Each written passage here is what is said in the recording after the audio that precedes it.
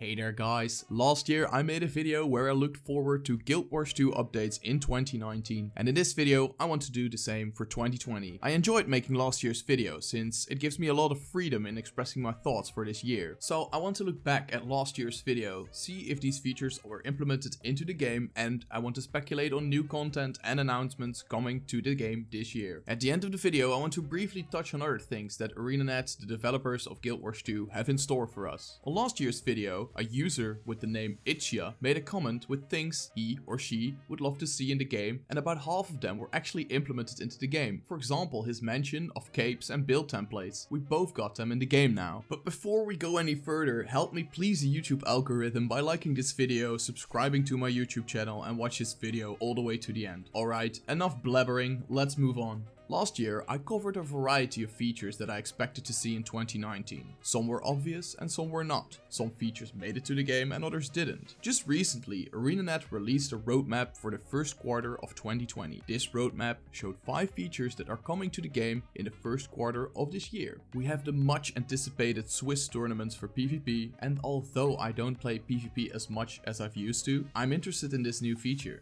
Next to that, there are Warclaw balances for World vs World and the return of the Lunar New Year. What is interesting about the roadmap is that next to the Living World chapter, there will also be a new piece of content called Visions of the Past. I expect this to be something similar to the bonus mission pack we had in the original Guild Wars, but I will talk about this later in the video. Let's start this video off with the Living World. In case you didn't know, the Living World is a piece of story that gets added to the game every 2 to 3 months. It is usually a continuation of the last Living World episode, and it usually has a new map, new achievements, new skins, and sometimes even a new mount. We are certain that the Living World is going to continue in 2020. This is rather obvious. The release of a new chapter of the Living World every 2 to 3 months is a trend that we have seen for the last few years. Last year, we have seen the ending of Living World Season 4, and straight after, we moved into Living World Season 5, which is also known as the Icebrood Saga. This Icebrood Saga promised expansion-like features. Currently, we are about 2 episodes in, and we have seen some nice new things, but we haven't seen anything like a new race, profession, or elite specialization. However, this can possibly change rather soon, since the next episode of the Icebrood Saga is coming at the end of January. Okay, spoiler warning ahead. Skip ahead to the time on screen if you are afraid of spoilers. Last year I discussed the ending of last season and where it was all going to lead to. It turns out that our nemesis, the Elder Dragon Kralkatorrik, was actually defeated in the last episode of season 4. And as I've stated in last year's video, this is rather huge since all other Elder Dragons were defeated in an expansion or in the base game. So I guess we were right about that. As for the direction of the Living World, I think I can say with certainty that we are going to venture further north, chasing Jormak and discover his intentions. We are going to explore more zones that we have seen in the original Guild Wars Eye of the North. Possibly the Eye of the North itself, an area that is accessible in the original Guild Wars and for players that have tied their Guild Wars 2 account to their original Guild Wars account. Guild Wars 2 players can receive unique skins and titles here for playing the original game for an extensive amount of time. Since we are chasing Jormak now, I'm also certain that we will see something of Drakkar. Drakkar was a champion of Jormak and can be seen lying beneath the ice in the original Guild Wars. There, he looked rather big and impressive. I'm wondering in what form we will see him. I honestly think that the Icebrood Saga has some good potential, and I hope that it's going to surprise us along the way. But now, Visions of the Past. A new feature we know very little about. What we do know is that we are going to learn more about Ryland, a char that we have come to know in the Bound by Blood prologue in the Icebrood Saga. In a short news article on the official Guild Wars 2 website, it really looks like we are going to control Ryland in his past. The article has statements like, "Scry into the past and witness what life is like as a member of Ryland's elite steel warband. And as a recruit, you are expected to assist the warband in a variety of tasks." To me, this shows that we are going to experience these events through Ryland's eyes. The developers did something like this before in the original Guild Wars with the bonus mission pack. These were short missions where you played as a key character from the original Guild Wars.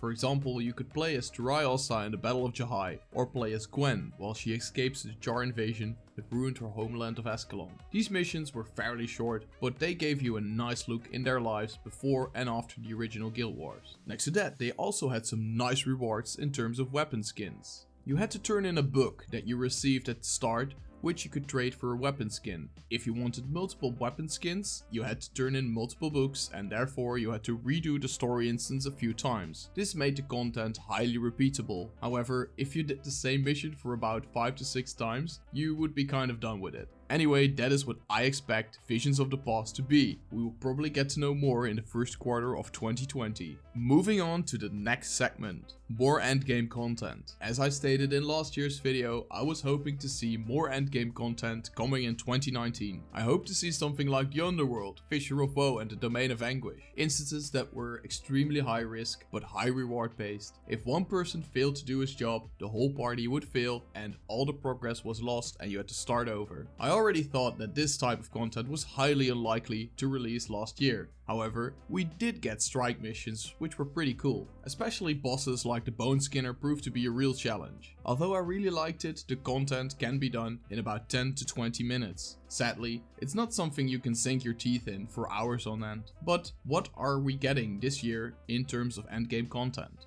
Although no raid wing release is confirmed, I'm certain that there will be a new wing in Q2 or Q3 of this year. There have been mentions about scalable difficulty and a new raid wing should be about as difficult as the Spirit Veil, the first raid wing. The scalable difficulty should keep experienced raiders busy by beating familiar bosses on the highest level. And I think the Spirit Veil has a fair difficulty for newer and returning raiders. Raiding is one of my favorite activities in the game, so I'm really hoping for a new raid wing with scalable or harder difficulty. Also, another Fractal is probably going to happen. If you haven't played the endgame in Guild Wars 2 just yet, it is a great time to do so. There is plenty of endgame content at the moment when you reach level 80, and next to that there are also a good amount of players to play this content with. For veterans like me and people who have played the endgame content for extensive amounts of time, it's going to be tough waiting for a new raid, Fractal or similar content. What I usually do to keep myself entertained is to gear up a different profession, learn its rotation and playstyle, and head into endgame content. This gives you somewhat of a new gameplay experience. Okay, now it's time to address the elephant in the room. Will we see an expansion in 2020? We have just talked about the Icebrood Saga and its expansion-like features. But what about an actual expansion? A load of content that gets on your plate all at the same time.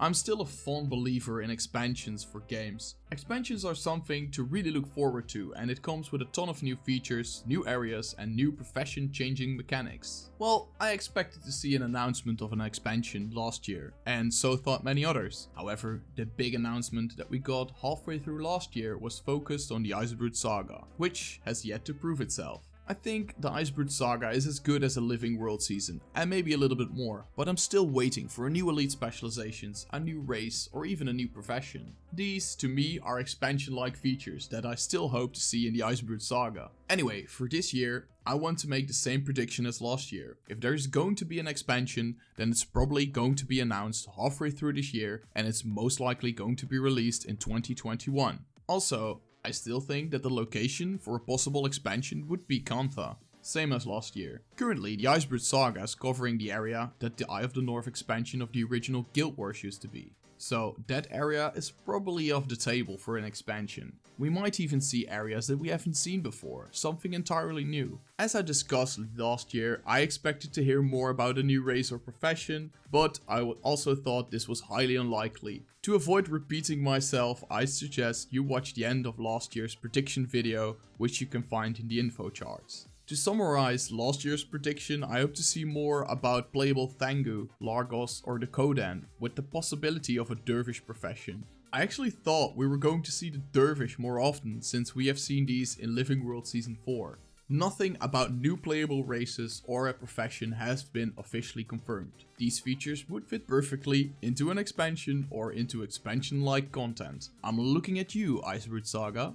Now, I want to talk about something else. Can we expect to see a new IP or a new Guild Wars from ArenaNet? Just recently, there was a job opening for a console developer at the ArenaNet office. This sparked a lot of discussion over at Reddit. What was this going to be? A new IP, or is Guild Wars 2 coming to your PlayStation, Nintendo Switch or Xbox? Nobody really knew. Some people were afraid that ArenaNet's focus was shifting away from Guild Wars 2 and they went for full console game development. However, Mike Z, the lead game designer, stated at the start of last year that they're not done with Guild Wars just yet. I'm expecting to see at least one more expansion before we will see a new IP or a new Guild Wars. The first game of the original Guild Wars was released in 2005. Guild Wars 2 succeeded that game in 2012. So the first game had about 7 years before a successor was released. Guild Wars 2 is going to celebrate its 8th anniversary this year, which means that Guild Wars 2 had a longer development cycle than its predecessor. Therefore, it is not completely unlikely if we might hear about a possible Guild Wars 3 or another IP this year. If this is the case, it might be worthwhile to start playing Guild Wars 2 right now. This might sound like an odd statement, but the original Guild Wars can be linked to Guild Wars 2, and this gives you access to unique skins, titles, mini pets, and access to an exclusive zone. A worthwhile investment, which I still benefit from these days. It could be possible that if a Guild Wars 2 was going to be released, you could link your Guild Wars 2 account to that game as well. If a new game would be the case, then it would still be years away, since we have very little information about the matter. The only thing that we really know is that the developers must be working on something behind the scenes. The only thing that is for certain is that I'm going to keep a close look at the new stuff that is coming to Guild Wars 2 this year. And if you want to stay up to date about these new changes, make sure to subscribe to my YouTube channel and keep a close eye on the Guild Wars 2 subreddit.